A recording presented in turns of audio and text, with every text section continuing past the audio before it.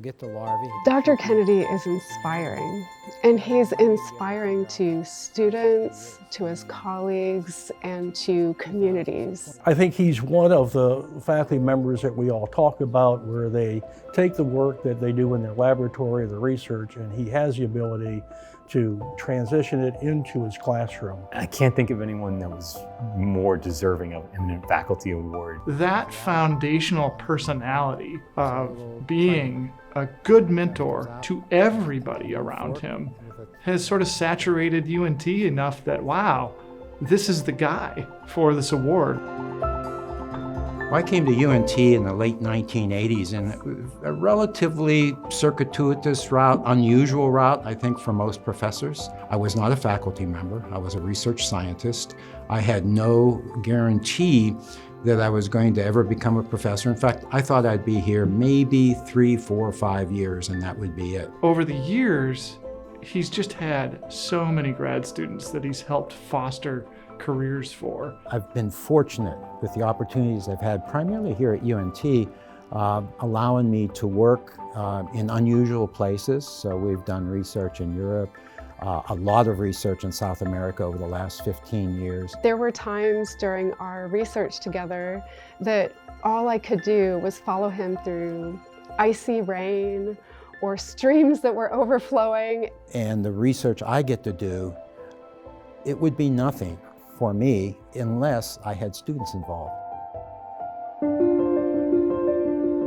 He was so instrumental in setting up the Elm Fork Education Center, and Dr. Kennedy and his grad students, they were the ones that came up with our aquatic studies lessons. I played a big role in Elm Fork in 1998 when we moved into the ESAT building. I was on the committee that designed and planned it, and I put together some of the modules. They're still being used. People always go, "You're director of Elm Fork."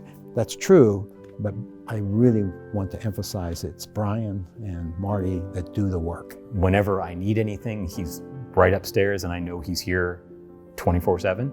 When he spoke to my students about coming to draw from the specimens, he would show them the sketchbooks of Charles Darwin, for instance.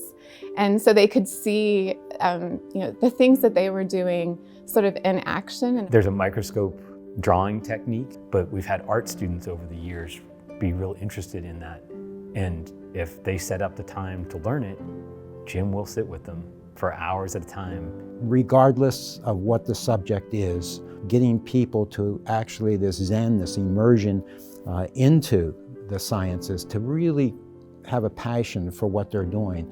And even if they're not a straight A student, or even if they don't get an A in my class, but they're passionate and they develop a passion, they've got something that they can take with them for the rest of their lives. Jim Kennedy stands out in his research field and his teaching field for a very simple reason. He loves what he does. He's kind and compassionate. Generous with his time. A leader amongst the faculty for decades. That Jim Kennedy is a special person. They don't come along very often. I hope that Jim remains at UNT for a real long time. I don't know how long he's going to remain here. He is getting up in age a little bit, we all are, but I hope it's a long time. My greatest product from UNT 10 years from now or 5 years from now, whenever I retire, is going to be the students that I've taught over the last 30 years and the places that they've gone. And hopefully, they may not even remember my name, but if they remember what we did and how we approached it, I think I've made a significant contribution